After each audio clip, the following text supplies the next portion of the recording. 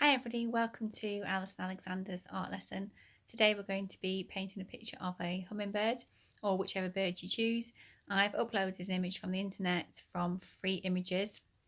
If you Google that online and you can screenshot it and save it, and then I send it as an email so that it goes to my iPad so I can use it as a reference which is bigger than on my phone. And then when you've got your image you need to draw it on a piece of paper. I've used watercolour paper. Watercolour paper is better for the technique we're going to use today. However, if you don't have watercolour paper, use any paper, but use a lot less water than I use when I'm painting, and then your paper won't go quite so crinkly. So enjoy your painting, and I hope it goes well. Here's a picture I've downloaded from the internet by a photographer called Shlomo Shalev. And I'm going to change the colours, so I'm going to do mine in purple and blue to make a brighter bird. So the first thing I've done is drawn the bird in the middle of the page, and now I'm going to do a wash around the outside edge of the bird. You can mask the bird out using masking fluid if you have some, but I haven't done that in case you haven't got any at home.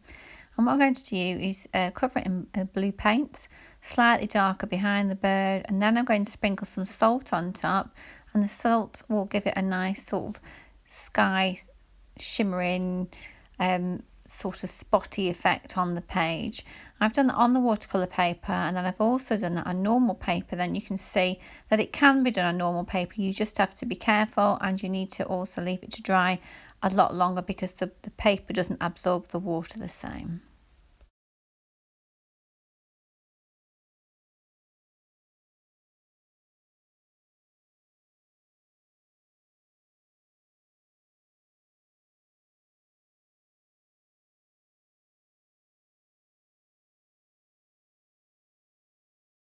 So once it's all covered, I'm just using normal table salt and sprinkling that across the page. And then I'm going to just put a bit of water on my paintbrush and splash the paint onto the page, and it splits the colours up and it helps the salt to absorb it. And then in some areas where I'd like it darker, I've got some more paint and I'm just dabbing it on the page to make the different darker areas, and it'll split where the salt is sprinkled.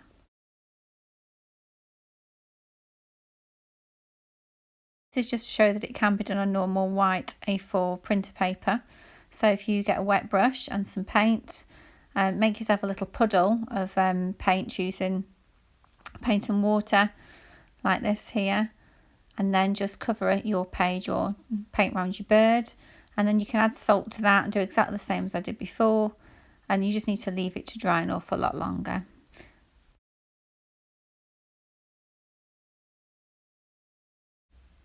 Then I splashed some water on using a wet paintbrush and some more dabs of slightly darker paint, and then it splits and you end up with different patches of colour.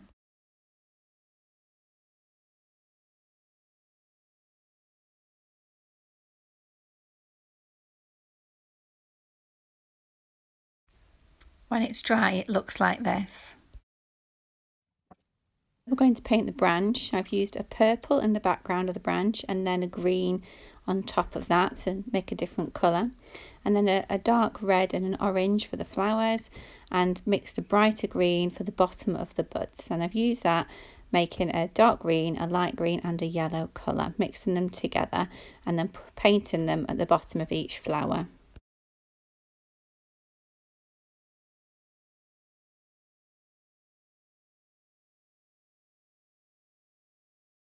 Brighten up the flower, I've used a bright orange and a bright red, mix them together, and that gives me a brighter colour for the top of the flowers.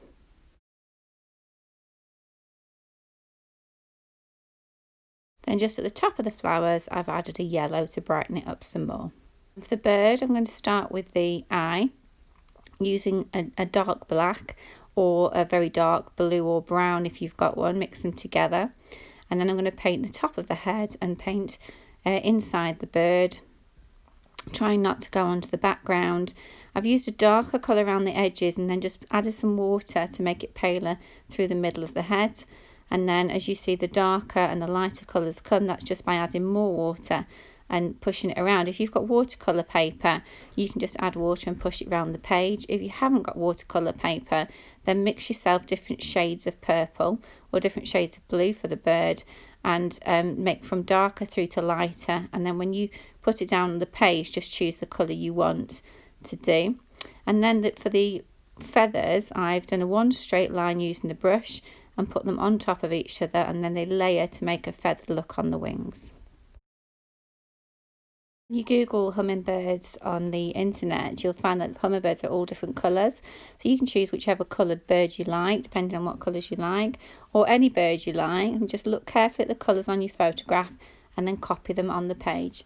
If it goes wrong, add some water and dab it with a piece of kitchen paper, and it'll lift a lot of the colour off and you can change it. For the beak, I've used a dark colour to go on the bottom and then in the middle, and then when it's dry I've used a white line down the middle of the beak and the top of the beak to show some highlights. Once the base layer colours of the bird are painted, allow the picture to dry and then go back over the top, adding white highlights for some reflective light, or some darker colours for shadows underneath the bottom of the bird or in the creases in between the feathers. And you just keep going until you're happy with your picture until it's finished.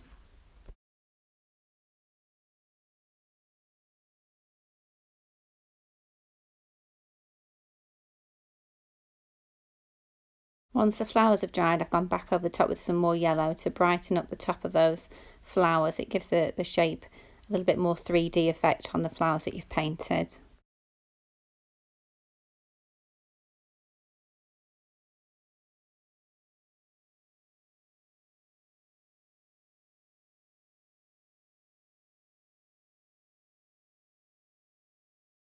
And when you think it's finished, all you've got left to do is sign the bottom of your page. I always sign it on the bottom right hand side and put the year of the date. So I hope you're pleased with your painting, that it's gone well or according to plan, and we'll see you next week for another one. If you want to be reminded when the next ones become available online, if you click subscribe, and it'll tell you when the next video goes up online. So have a good week. Goodbye.